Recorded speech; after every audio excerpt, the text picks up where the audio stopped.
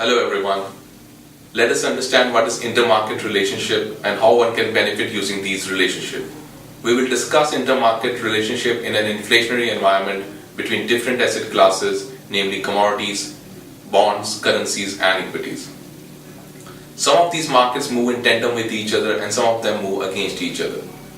To begin with, when commodity prices move up, it pushes up the cost of goods and services, creating an inflationary environment.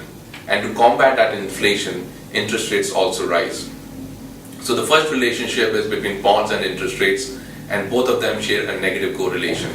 So what it really means is that when bond prices move up, the interest rates move down, and when interest rates move up, bond prices come down.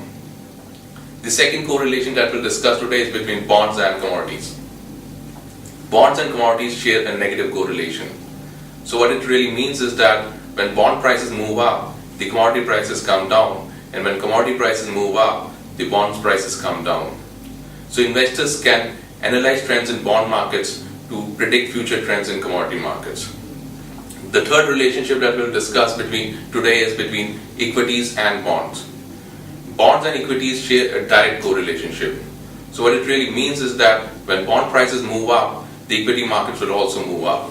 Though there can be a time lag, even for months, but eventually bond prices and equities share a direct relationship. So what investors can do here is that they can analyze trends in bond markets to predict future trends in equity markets.